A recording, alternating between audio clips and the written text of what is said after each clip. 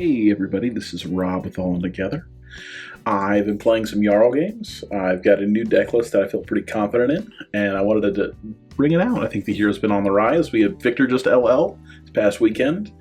We got a new BNR, and I think he's in a pretty good spot. He won quite a few nationals too, so I think he's pretty well positioned. Let's talk about how he beat Mario. So with this deck, I'll probably do a little bit more of a breakdown on it later, but it's a pretty proactive Earth list. I wanted something that can kind of compete with Acilio and the ninjas, and just kind of be able to kill them. So let's see how this goes. We're playing first, and we're bringing in a heavy armor package. We're not playing Pummel because we don't have Tunic.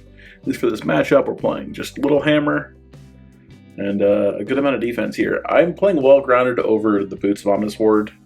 I don't know if that's right yet. I'm still going to figuring that stuff out, but we'll see.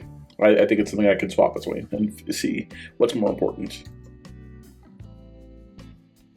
But I think it makes sense for us to just kind of pitch and get Earth in the graveyard and keep a disruptive attack in Arsenal.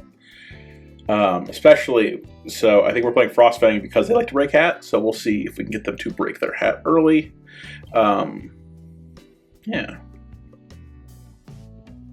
Looking at this hand, I either want to block 6 or block 3, probably. I think I'm okay blocking 6 here, because blocking 3 kind of blocks nothing. If they have T-Tox, they have T-Tox. I mean, that's just kind of how these things go. Especially turn 1 for them to just go, like, Kiss of Death. Yeah, so there's no... Oh, there's the T-Tox. So that's, you know...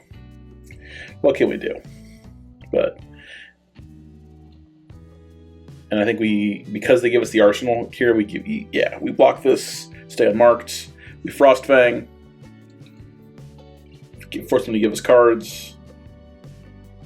Mario as a deck is pretty weak to disruption. I think that's something I'm seeing more and more as I'm playing into it, and as I'm experiencing it, just if you force Mario to block, their turns are much easier to predict, and they kind of fall apart. So there they gave us Mask where they could not... choose how they transform. Now this is pretty scary with Black Widow here, so we kind of roughly know what this looks like. I think I just give 9, yeah, because they can just, that's totally fine. We just want to Arsenal this the Sink Below and just pass. So we have all our reacts. We're ready for whatever they, just please don't throw a CNC. I believe we have enough Earth to decompose. So we're trying. It's fine. We're going to flick here to give this go again. If it hits. Oh, okay, yeah, that's... So I think I just rebound Carapace. I'll pause this, actually. Yeah, I think I just rebound Carapace this. Just so that way I can... I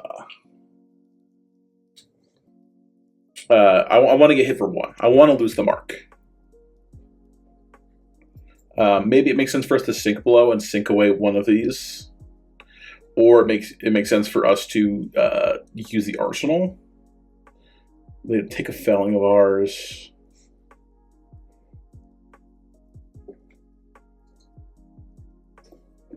So they're going to leave no witness, which is fine.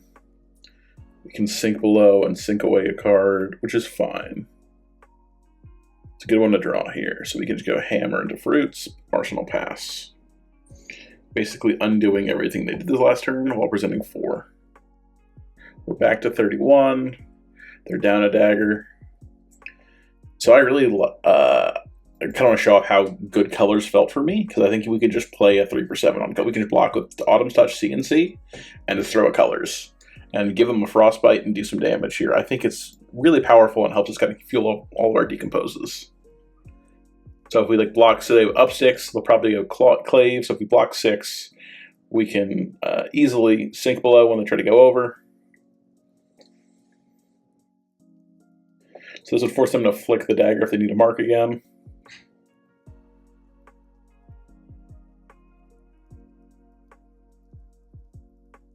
We just give 4. So you don't have the react, because they don't play a lot of like reacts for attacks anymore, and they weren't in an Arakni mood. So now this gives them a Frostbite, and it's just going to do a sizable health damage here. They're giving us cards, which is great. I don't know why they full block this unless they pinned. Okay, this is awesome. This is good. We can either colors or felling.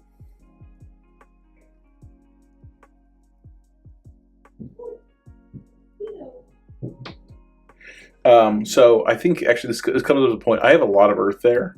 If we scroll back here, so we have 1, 2, 3, 4, 5, and then we have 6 here. So we'll end up being able to decompose several times. And if I decompose here, I don't need to in theory, but the important thing for me to decompose is that it turns on bulk rounded and it turns on bark skin. So we can kind of always negate the flick. So I think in hindsight, I would want to decompose there, especially when I'm playing colors to put more earth in my yard.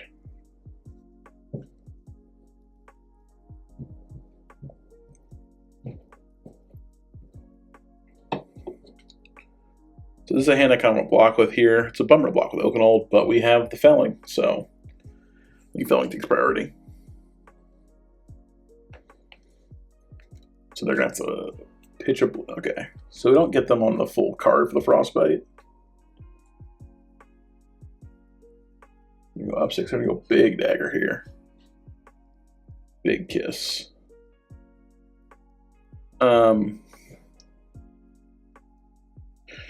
I think I blocked 9 here. I could, in theory.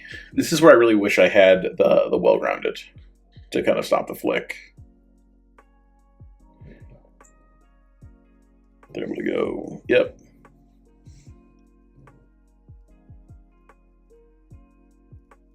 Because if I can do that, I can stop the flick and I can stop them from hitting.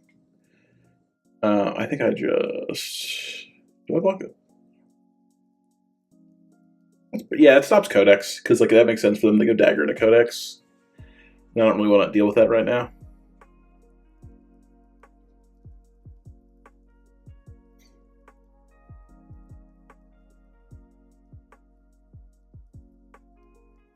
But yeah, I think if we decompose earlier there, our turn is just much cleaner defensively. And they really have to think about what they want to do. So lose a card. But we're still at life parity, and we still have a good amount of our armor. So they're on a 4-card hand, we're on a 4-card hand. They have 2 open slots, and we still have a good amount of block value.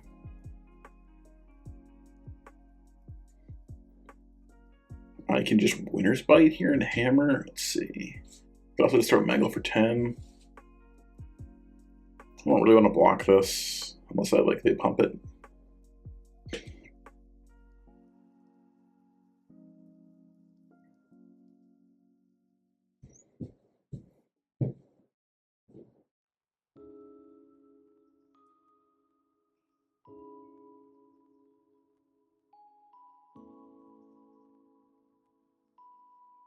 Yep, and that's the Codex we tried to stop last turn. So we'll grab our felling, discard the Mangle. We can Rootbound Carapace, fully block this, and then we can play Winter's Bite into Felling of the Crown, which feels like almost an ideal kind of play pattern, where you just like strip their hand out and deal damage.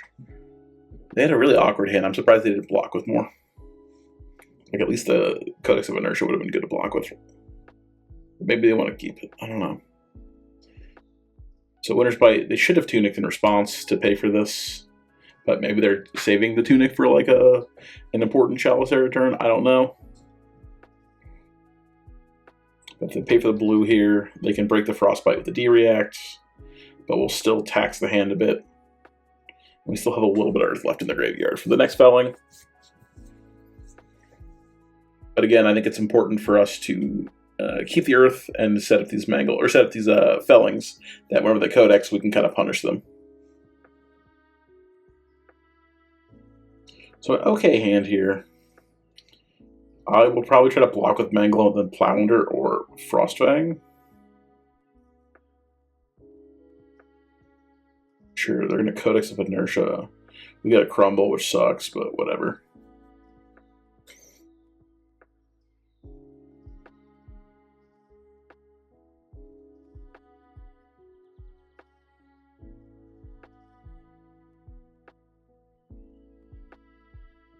I can go 5 here.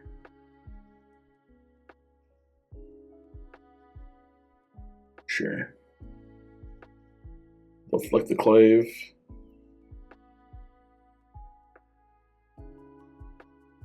You just block it because otherwise we lose it. And maybe it's better to block the Frostfang, but I like when they have the open slot. I think Frostfang is just better.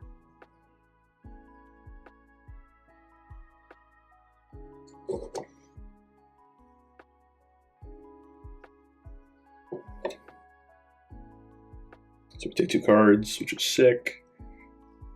Oh, we got the Oakenold. Sick. All right, so we'll block a Plow Under and just play Oaken.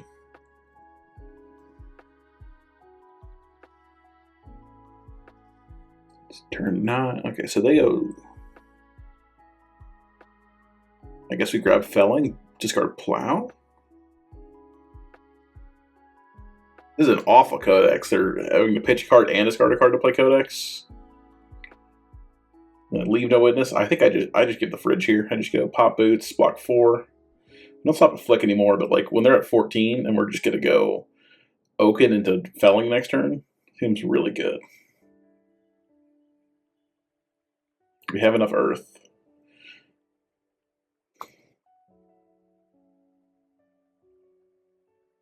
But yeah, they're not able to do these like really broken disruptive turns if we just keep disrupting them turn after turn after turn. I think we can go back and look at like how many turns we were disruptive and how many turns we weren't, and really shows kind of just like how much you can limit what they do as long as you kind of keep taxing them and keep them in check.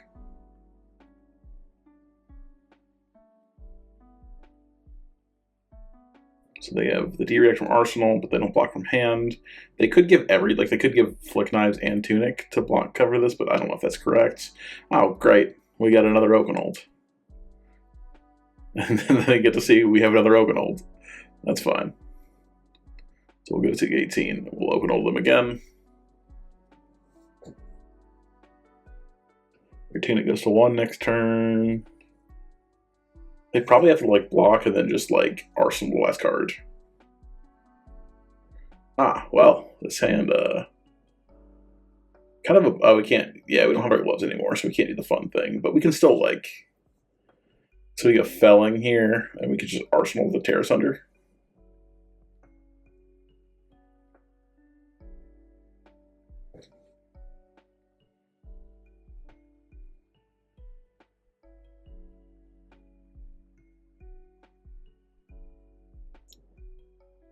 Because they have 2 block, they go to 1. So we lose, basically, they have 1 point of armor left. We can just go CLF into Felling.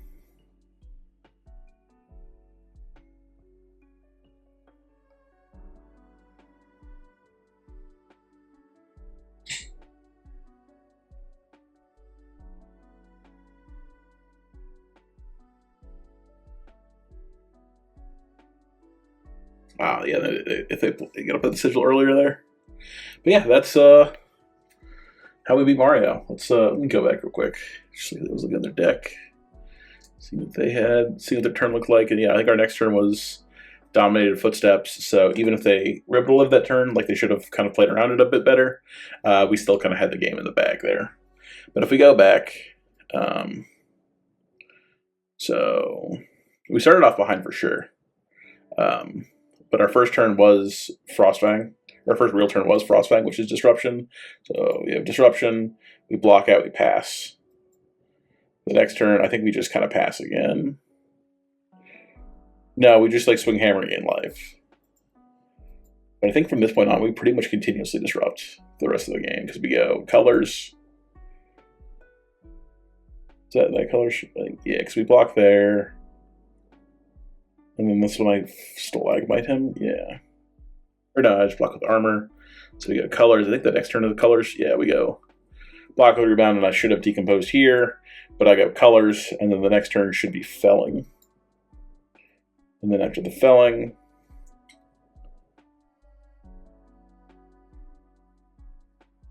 yeah, I gotta go Felling again, right? Yeah, I go Felling. See codexes, I gotta play Felling again. Then after that, it's Frostfang.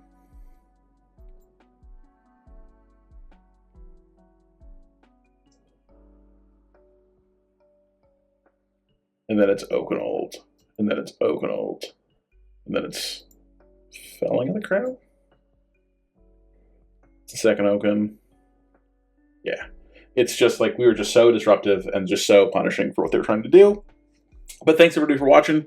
I'm going to try to get some more gameplay out. These new BNRs. I will probably keep working on the Jarl primarily. I might do some Volta stuff. But if there's a Guardian you want to see content from me from, let me know. I may try some other decks out. Who knows what the new set will bring for us. Maybe we'll do some Runeblade. Runeblade's always fun. But yeah, thanks for watching, and take care, guys.